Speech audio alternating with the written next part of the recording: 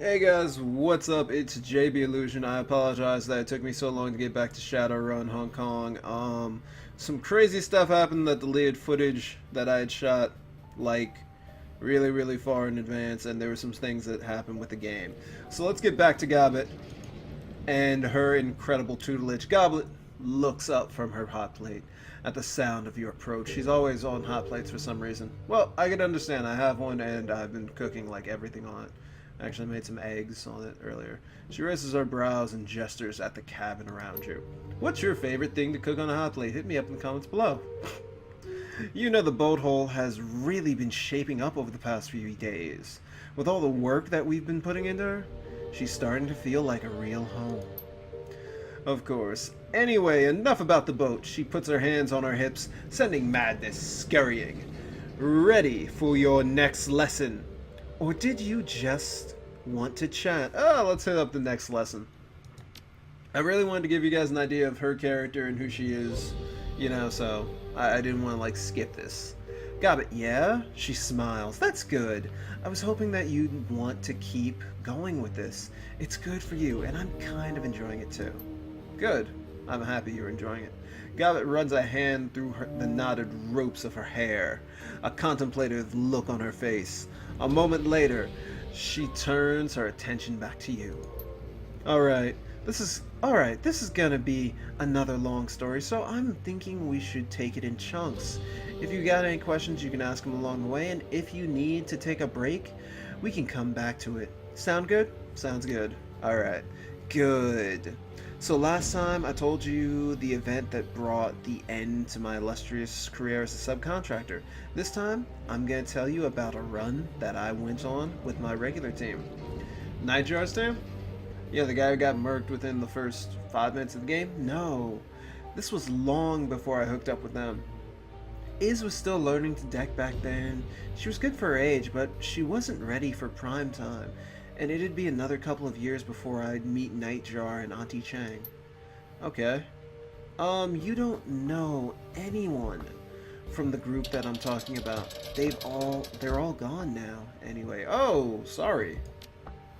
Thanks, but it's alright. When you run the shadows, losing people is an occupational hazard. She offers you a lopsided smile. This is not how Gobbett would talk, but I think this is the best way I can sound slightly female. As Shadowrunners, we're disposable assets. It shouldn't come as a surprise when we get used up and tossed away.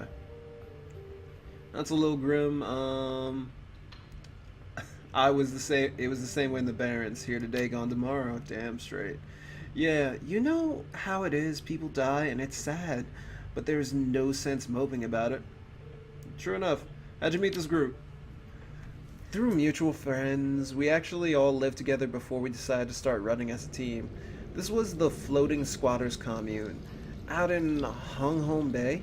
It's probably still there, actually. I haven't been back in a long time, but I spent a few years living on the thing, and the rest of the team lived there with me. I mean, it's not like that might have anything to do with her story mission at all. Let me just see how much time we're on this. I'm trying not to drag these on for too long. Squatters Commune? She nods. Yep, we called it the sinking ship. It was like an enormous raft, all bolted together from old shipping containers. Was the most comfortable place I ever lived. But the price was right, and the company was good. Alright, tell me about the team. Sure, she extends a hand so that she can count off teammates on her fingers. Madness scurries down up her sleeve and perches on her forearm. Our muscle was a Hawaiian Jew. That's an odd combination with poor impulse control. Even odder. Big round guy with lumberjack arms and ringlets in his hair. He called himself Hanu. I guess that he loved turtles? I don't know. Street names are weird. We had a tech specialist, Egret. She was tall, gawky, dyed her hair bone white. She had a drone named Arlo that followed her around like a lost puppy. She was kind of a jack of all trades, but she could get the job done. Fun at parties, too. Our de facto leader was a guy named Sui. He was a wiry troll, which is also an odd combination, if you can imagine that. Probably about 2% body fat, all skin and bones. Walked with a hunch to make himself look smaller. He was a shaman, followed rat like me too. Okay, Sounds like an interesting group of people, and Gobbett was fourth. It was, but then everyone I worked with has been interesting in his or her own way. As a rule, shadowrunning isn't a profession that attracts boring people. Okay, I've got the team dynamic. Let's keep going. Alright, moving on. And we're walking. So one day, Sui brought us a job. He'd met a client in a Victoria Harbor bar, a rich Eastern Tiger exec. Because the Eastern Tigers are super trustworthy if any of our last missions, you know, mean anything. The guy wanted us to steal something for him, a shiny object. Wait, you really got hired to steal a shiny object? I know, it's stupid, right?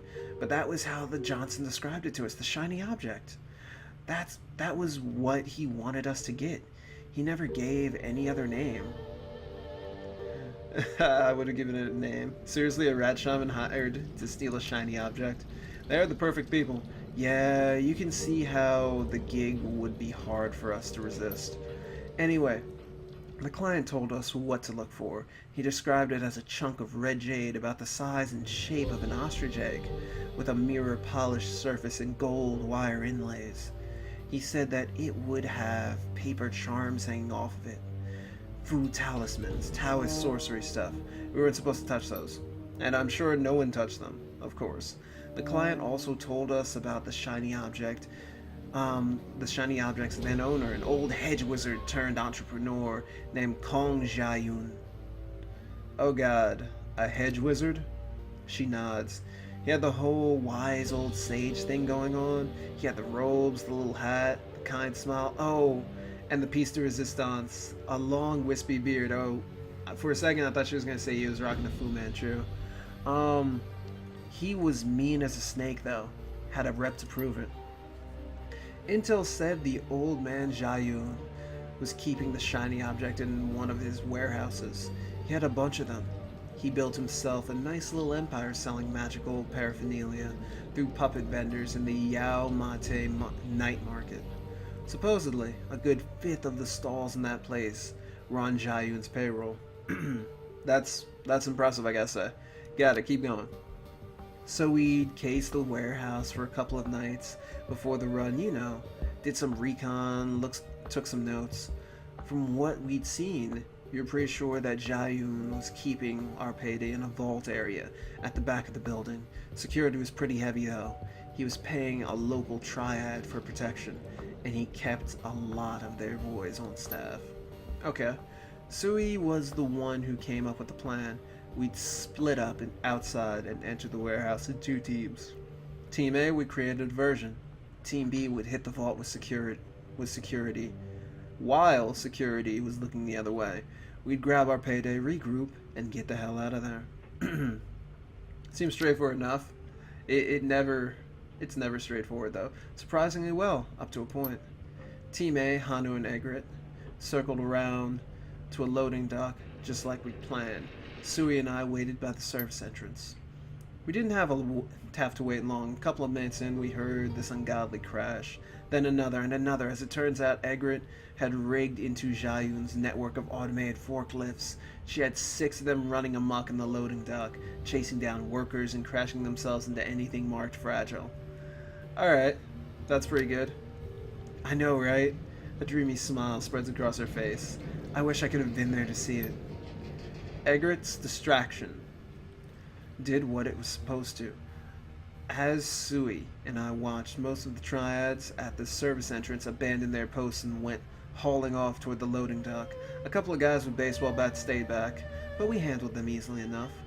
We slipped inside and made a beeline for the back of the warehouse where the shiny object was supposed to be. Something went wrong? No, actually it was there, just like we thought it would be. The door was open and everything. The shiny object was sitting there in a teak cradle, gleaming with reflected light, just like the client had said. It had a ring of Taoist talismans hanging off of it, like a grass skirt, and paper all crinkled with age. We didn't waste any time. I reached in and grabbed the thing. I felt strange through my gloves. The jade sort of pulsed, as if it had a heartbeat. Okay, I'd have made Sui carry that. The run was a bad idea, right? Yeah, well, it was my job to carry the thing. I didn't want to complain about it. Anyway, I had a satchel with me. So I stashed the rock there. Couldn't get the flap closed quickly enough. The package being secure, Sui and I turned to hightail it out of there, and then things went to shit. Uh, did you run into more security? Worse, old man Jayun himself was standing right there in front of us, larger than life with sparks shooting out of his eyes. I'm guessing that when he heard the commotion in the loading dock, he'd come running while waddling to make sure that his treasure was safe. And as it turns out, it wasn't, because I'd already stolen it. Excuse me. He looked displeased. What'd you do? What do you think we did? We had our backs to the wall. We lit the old bastard up. It was pretty epic, truth be told. Spirits were summoned, spells were discharged, the vault door sealed behind Zhao Yun like something out of a movie. At what point the old man leapt onto Sui's back and tried to bite his ear off. I won't bore you with the play-by-play of how the fight went down. In the end, we crushed him. Unfortunately, the fighting had caused some collateral damage. At some point during our showdown with Zhao Yun, the control panel for the vault door must have eaten an arc of lightning, or the blast of a powerball. It was toast, all black and melted, and neither of us could fix it. So you're trapped in the vault. Yeah, that sounds about the size of it, and it was only a matter of time before the old man's remaining security guys found us in there. There was still one way out, a ventilation duct up high in the rafters, but it was too small for Sui to fit through. He was a troll after all. I had the shiny object, but if I left Sui there, and security got to him, you do the math. So here's the conundrum. I've got our payday in my satchel. The team is split. It's inevitable that more Triad 49ers are going to find us, but we don't know when or how many. Egret and Hanu are holding their own in the loading docks for now. I can stay with Sui to help fight off the inevitable wave of Triad 49ers, but we'll be badly outmatched, like badly. The odds of survival won't look good for either of us. If Egret weren't pinned down at the loading dock, she could probably get the vault door open, but in order to get her, I'll have to leave Sui alone in the vault. If Jayun's reinforcements find Sui before I get back with Egret, well, she uses her thumb to draw a line across her neck. So that's the scenario, Seattle. Not a lot to work with, I know. Now tell me, what should I do? Well, you've got a dangerous magical item in your pouch, right? She nods, unsmiling. That's the most stylish answer, isn't it? Just audacious enough to be fun? It popped into my head right then and there, same as it did yours. So that's what I did, no hesitation. I just made it happen. It was almost like Sui had been waiting for me to pass him the thing. He seemed eager to take it. He hugged the chunk of rock to his chest like a newborn baby. Colors swarm in the stone and something changed in his eyes. Then old man Jayun's 49ers breached the door and Sui unleashed hell. She pauses frowning, stops scratching folly, and uses the hand to rub her ears. Finally, she turns back to you. A sour look pinches her features. What went down in that room? Well, I've only seen that kind of carnage a couple of times in my life, and I've been running the shadows for years. Those Triad men were torn to scraps by the end of it. Don't think I'll ever forget the sounds that they made. She clears her throat. I spent most of the fight huddled up in a corner for my own safety. With Sui let loose from the stone, didn't seem terribly interested in discriminating between friend or foe. What do you mean by that? Did he summon hostile spirits or something? Something like that. Truth be told, I don't know what they were. Like I said, I was hiding. But he couldn't have done it without the shiny object, not in a million years. Whatever they were, the rock brought them here. So what happened then? She shrugs. We waited for things to calm down in the vault, and for things to go slithering away. I think that Sui had some limited control over them, which is why they didn't need us. After they were gone, Sui gave me the shiny object back. I put it in my satchel and we bailed. We collected the others on the way out. They were blissfully ignorant of what happened on the other side of the warehouse, and I didn't see any reason to change that. We hightailed it back to the docks and caught the first boat to the sinking ship. Mission accomplished.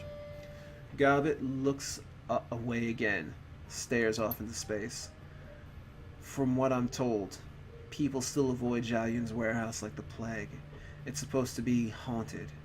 Even to this day, people who set foot in the building keep turning up dead. Pretty sure I'm one of the only living people who knows why. Abruptly, her body language changes. Anyway, that's it. Lesson over. If you've got any questions, go ahead. Was there a point to the story? I'm trying to find the moral here. There was when I started telling it. I thought I was going to tell you to be comfortable with breaking the rules. I don't think I'm going to say that now, though I'm not feeling it anymore.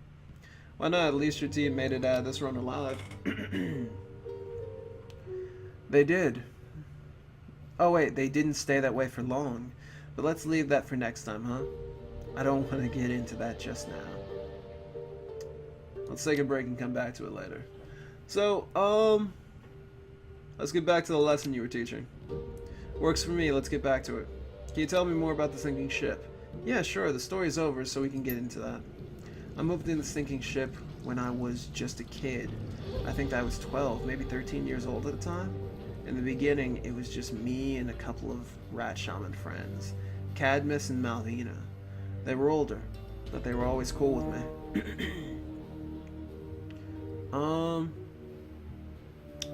Is it typical for groups of rat shamans to congregate like that? Excuse me.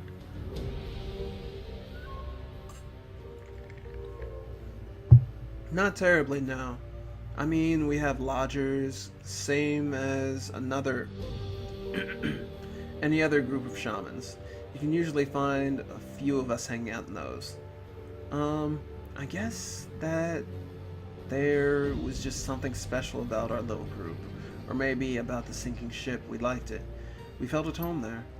It didn't hurt that the sinking ship was well stocked and provisioned when we found it either. And don't look at me like that. It was abandoned when we took it. Abandoned? There was a team of Shadowrunners that lived on the thing before us, but they bid it on a job. Cad and Mal heard the knock of opportunity, and they claimed the raft for Rat in record time. Taking over the sinking ship wasn't an easy job, mind you. The previous owners had installed traps and automated defenses all over the raft. Cad had his hands full with those for a month. Sounds really cozy, Gobbett. Like a floating death trap? That actually isn't too far off. There were explosives, pop turrets, all that good stuff. Cad and his sister Yasmin took care of most of it. Without too much trouble, though. The biggest problems were the scuttle charges. The runners who built the raft had installed these explosives all along the perimeter that ripped the bottom of the thing if it were ever seized by the police. The explosives were tricky to deal with. Cad was able to disarm them, but he had to leave them where they were. It was always just slightly uncomfortable knowing that I was sleeping on top of a couple 100 pounds of dormant explosives. Yeah, can't blame you there. Like I said, it was free. There weren't really even any rules to follow, which suited me fine. Malvina was sort of the leader of our little nest, but we never really listened to her. She was always trying to play the mom card, instill a sense of responsibility into us. It was cute. She did have a propensity for getting things done, though. I have to give her that. Okay. So Malvina was basically taking care of everybody. Anyway, after a few months, other people started showing up. Squatters, homeless people, Shadowrunners, and assorted crazies. As long as they stayed cool with us, we were cool with them. Eventually it became a community, imagine that. Stranger things have happened, true enough. Yeah, sure, I guess so, she shrugs. Let's take a break and come back to this later. I'll agree with that. Anyhow, thank you guys for watching. This has been more of Shadowrun Hong Kong. This is Gobbett's story. Pretty soon, though, we will get to her story mission, which I will say is a ton of fun and actually really, really interesting. So anyhow, peace out, people. Thanks for watching.